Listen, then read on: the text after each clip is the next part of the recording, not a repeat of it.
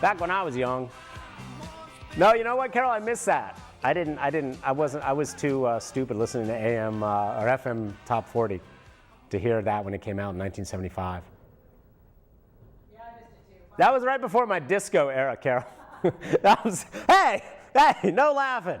Monkey had a disco era. We used to go to Charlie Bear's on Friday nights when I was 13. We'd go out to Charlie Bear's. It was a local club that went non-alcoholic on Friday nights. How did they manage that? It must have been Dad covered me on the cover charge. But we were just dancing fiends. So hi, welcome to Monkey Time.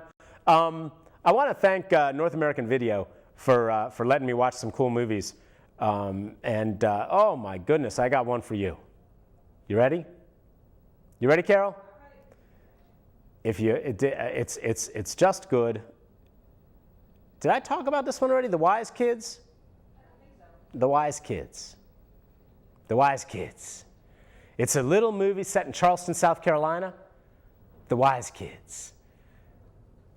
About 3 kids, preacher's kids. One of them's a preacher's kid anyway, who started losing their faith. 2 girls and a guy. The guy's gay. Ha, Carol. That's why I like it. It's a really cool little indie film called The Wise Kids. Yep. Recommend it. Oh, I'm just terrible with the hand. I told you, Carol, I'm not good with the monkey today. I'm not feeling the monkey. But anyway, it's a really good coming-of-age story. One of the kids, as he comes out, of course, there's a closeted person in the church. One of the girls is a PK, preacher's kid, and she's dealing with, how do I tell my dad I don't believe in God anymore? It's a really, really good little movie. And thanks again to North American Video for letting us watch it, rent it. And it's really, really, really good little film.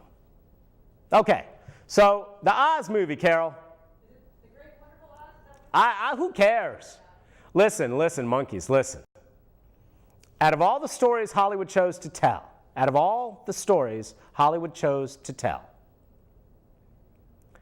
they, instead of, you know that there's some feminist stuff in the Oz books, right? There's also some racist stuff, Carol. It's kind of the time. But I mean, that's a little harsh. You know, it's like racist stereotypes, you know, well, it was early 1900s. But of all the stories to tell, they could have chosen The Marvelous Land of Oz. What? Yes.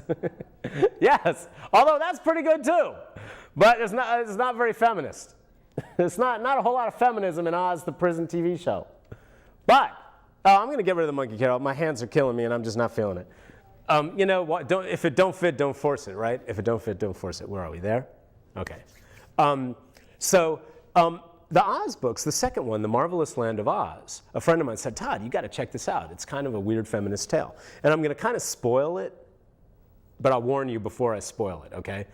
But The Marvelous Land of Oz is the second book in the Oz series, and you find out pretty early on that the Scarecrow is now the king of the Emerald City, right? And there's a little boy who doesn't know who his parents are, and he's living with an old witch. And she decides for God to turn him into a statue. This is after he creates this pumpkin-headed creature. And he runs away with the pumpkin-headed creature, and they have all kinds of adventures, including, Carol, they meet the all-female army that is marching on the Scarecrow's Emerald City to take over power for themselves because they're tired of all the men running everything.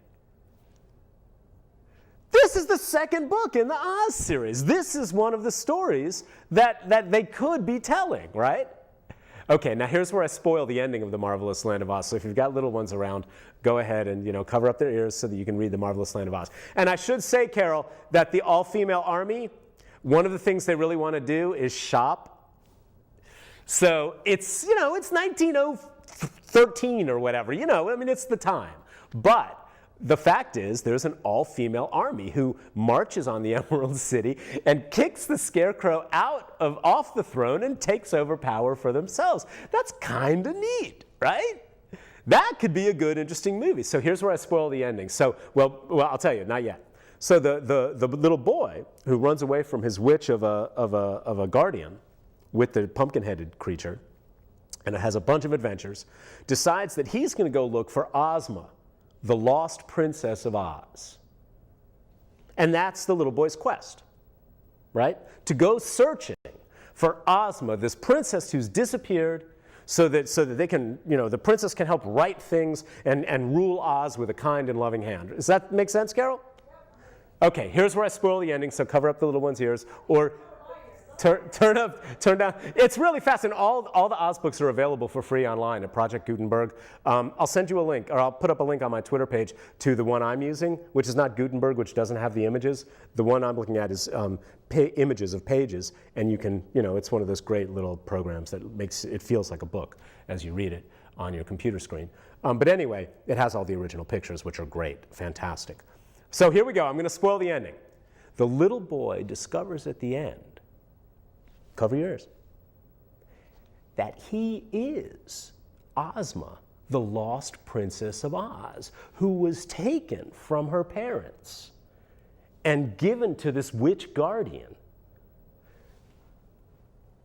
So how does the gender switch happen? Isn't that an he's a she. Isn't that, now, okay, you're a Hollywood executive with half of a brain, because we know they don't have many. That's an awesome feminist story that will bring, with the special effects, you're going to get the boys in the theaters, right? That would bring all the girls in the theaters. So why, okay, I'm done spoiling, Carol, you can tell them.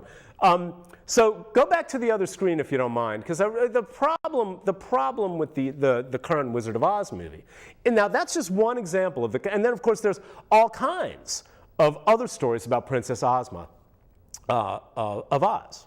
Right? Is that her name, Ozma? I think so. Yeah, it's Ozma. So they could be telling these stories in this rich, rich world that are strongly female-centered, that are really just, with lots of male characters too. But instead, what do we have? We have the story of the wizard who seduces all of these women in Oz. I haven't seen it, I've only heard, right? And they all fall for him and are weak and ineffectual, generally.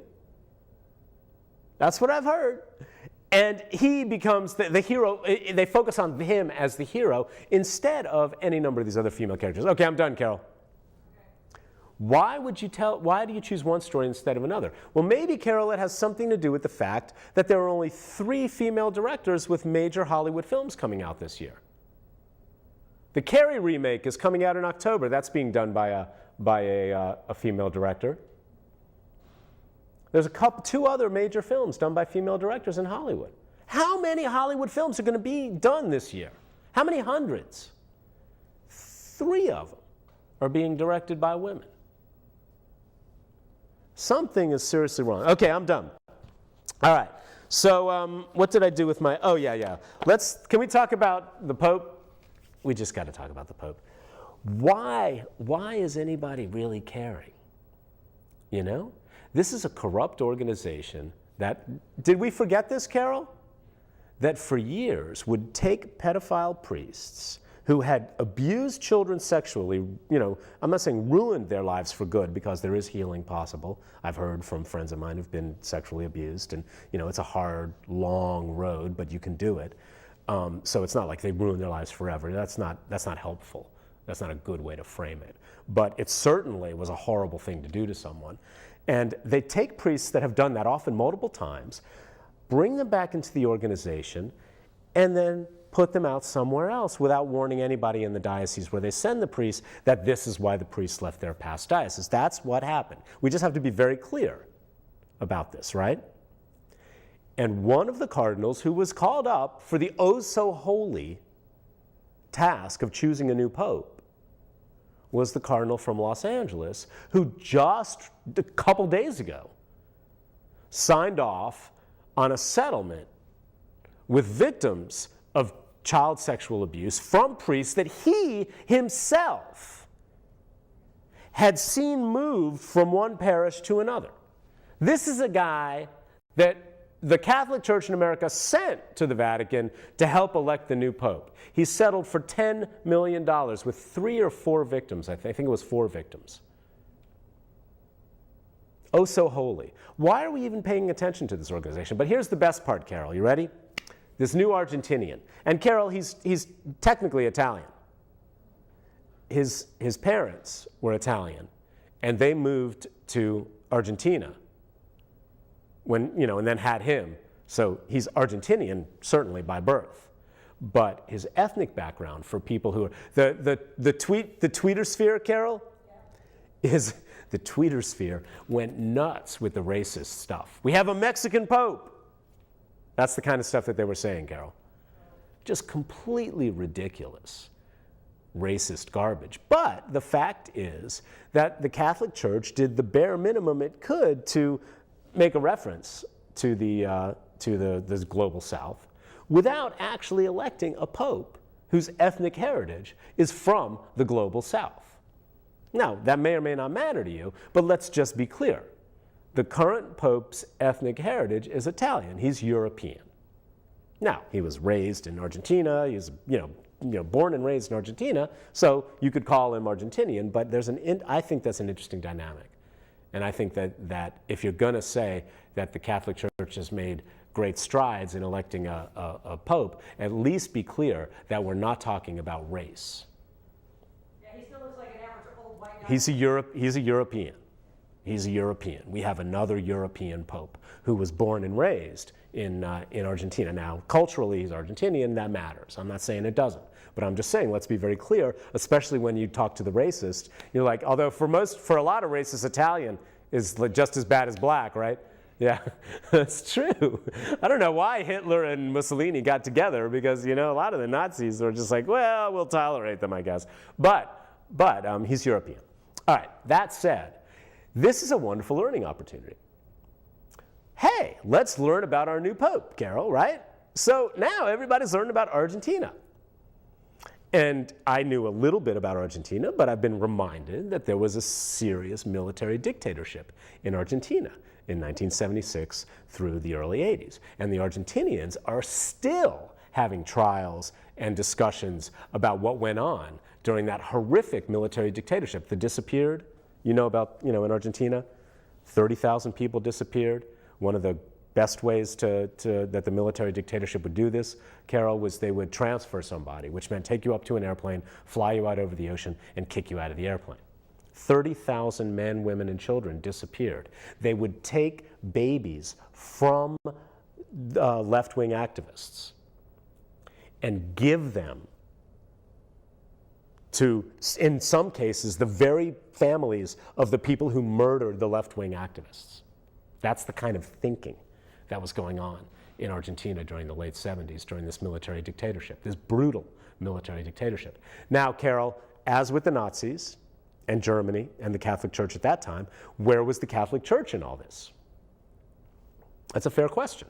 Well, it turns out Bergoglio, how are you pronouncing it? Bergoglio was a cardinal at the time.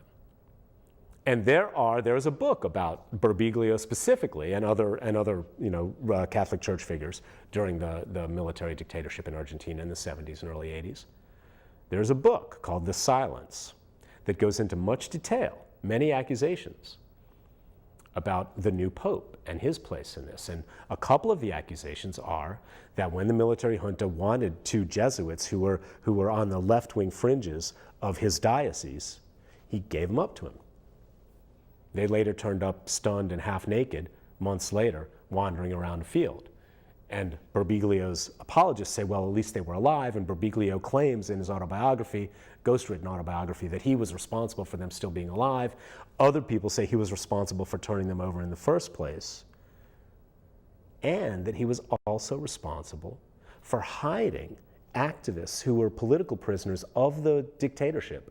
When human rights activists and groups, international human rights groups, would come, they were being hidden on Bergoglio's beachfront or beach property, or maybe it was just his vacation property. Those are the accusations, that he was like this with the military dictatorship. Now, these are complex issues a lot of times. Do you give up your position as a Catholic, as a Catholic organization? Do you threaten the whole structure to attack the dictatorship? We saw the same thing with the Nazis. But in both cases, the Catholic Church under Nazi Germany and the Catholic Church under the military dictatorship, the brutal military dictatorship in Argentina, they both later apologized, but there were no consequences. No consequences. Now you're going to hear a lot of people making facile comparisons with Pope Benedict's Nazi childhood, you know, but he was a kid then. That's almost forgivable. But Bergoglio was not.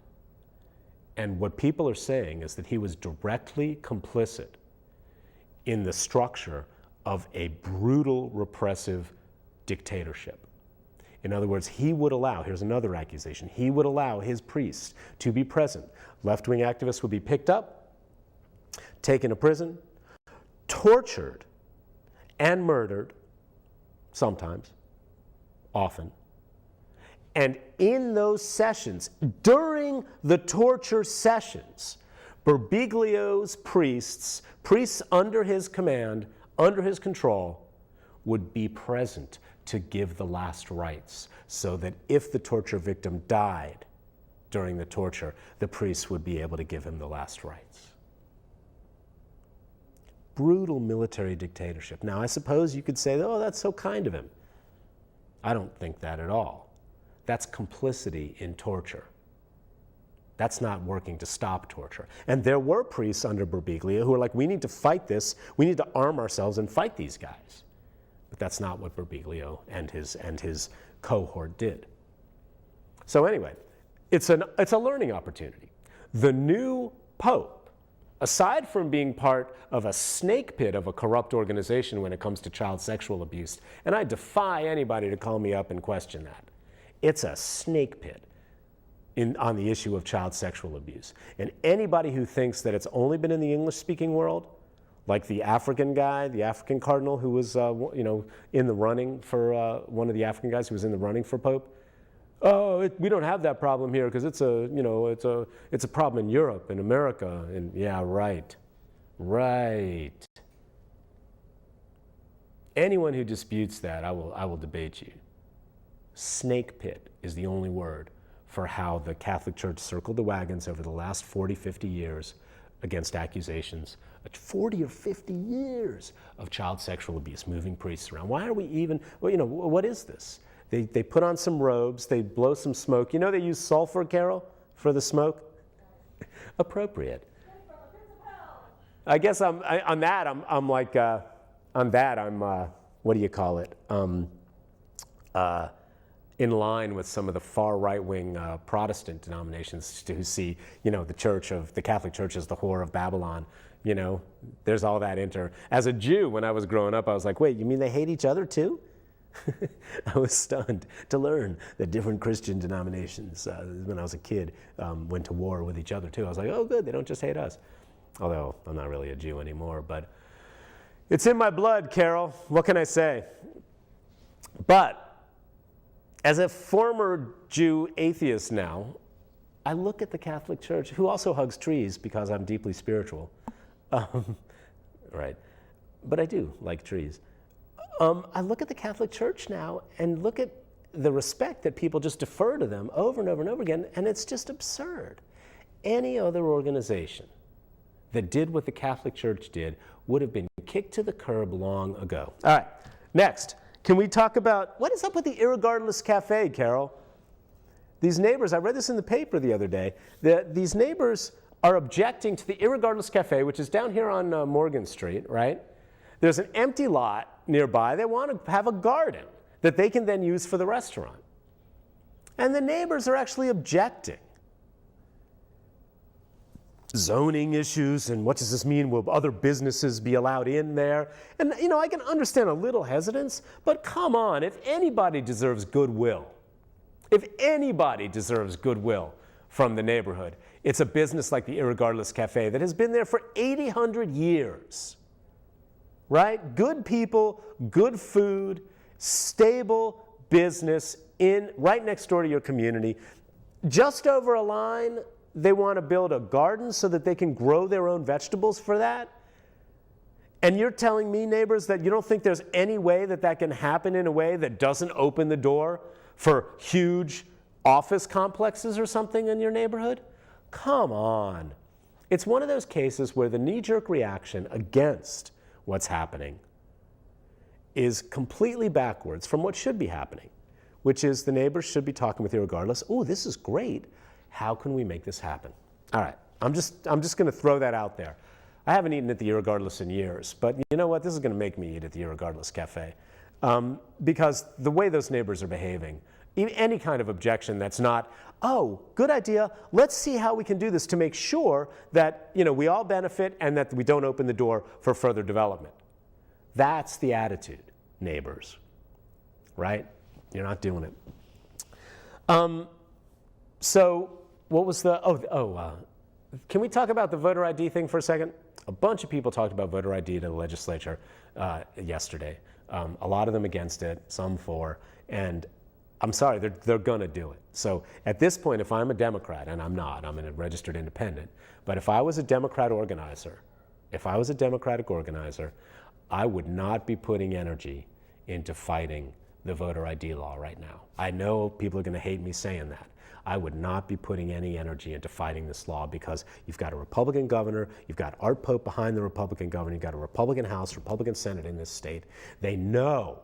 They can say anything they want about the real reasons for it, but we know and they know that if this passes, more Democrats are going to be turned away from the polls than Republicans. More people who would vote Democratic will be turned away from the polls than people who would have been voting Republican. We know that. They know it. Art Pope knows it. It's a joke. It's an insult and a joke to not openly acknowledge that. We all know that if this law passes, and if this law passes and Republicans benefit more, there is no way on earth that a totally Republican-controlled legislature and governorship are going to not pass this law. 4 minutes. That's just not going to happen. So, if I was a Democrat, and if I was the head of the Democratic Party in North Carolina, I would not be spending any time fighting this. I mean, we all know it's wrong and it's horrible, but it's going to happen. What I would be doing is immediately starting to work around it, which is going to identifying and going to exactly the neighborhoods where you would expect to find the people who are most likely to be affected by this bull crap, this vote-stealing Republican garbage. That's all it is. We know that's why they're doing it. There's no voter fraud that's worth a crap. Remember when Marco Rubio, Carol, the Florida guy, said that if we stop even one person from casting a false ballot, it will have been worth it. And I'm like, no, you've got it ass backwards, Marco Rubio. If only one person who deserves to vote and has the right to vote in America is turned away because of this garbage, then it's not worth it. And we know that thousands upon thousands of people are not going to be able to vote, either because they don't have the money, or they're disabled, or they're mentally ill, whatever. In some way, they can't get their stuff together enough to get the kind of government-issued ID, a driver's license or a state ID card. And you can argue that those people don't deserve to vote, but we don't have that kind of test in America. And poor people in general are going to have a tougher time satisfying this requirement. And poor people in general vote Democratic. So anyway, what I would do is go to those neighborhoods where those people are more likely to exist, and there's lots of different kinds of them. And right now, head of the Democratic Party, you should be working to educate those people and get those people their licenses. You should be working so there is a surge of poor Democratic voters at the polls, because you went out of your way months and months and months before the next election to make sure that those people were registered and had licenses or state IDs or whatever, and that I would be raising money to create a fund for people who don't have state ID cards and won't be able to vote in November without them. That's what the Democratic Party should be doing right now, not fighting this, I hate to say it to all the people who are working hard on this, but completely, utterly losing battle that's going to happen. How much? 1 minute? Does that make sense? It's cynical, but I think it's more effective. It's a more effective use of your time, you know? Just stop with the garbage. They're going to do it. It's garbage. We all know it. go after the folks who are going to be affected and make sure that there's a surge of those voters the Republicans thought they were going to keep home in November. By the way, what's Kay Hagan done lately, Carol? I have no idea, Carol says. Kay Hagan, you've got to excite your base. You can buy high-priced, she's buying high-priced consultants that have helped others like Harry Reid and in tight races, right, where the Republicans mount a big challenge. And she thinks that's going to do it for her here in North Carolina. Kay Hagan, you have to excite your base. Give us something, a crumb or two. You want to quickly talk about the gun list and the NRA? Oh, yeah, one of the things that, key point, we only have 20 seconds. One of the main organizations in many states that's been asking for the gun owner lists has been, over the years, the NRA, looking to get the mailing lists to sell stuff to people. I'm serious. They're one of the ones who keep hammering the states most. It's the truth, monkeys.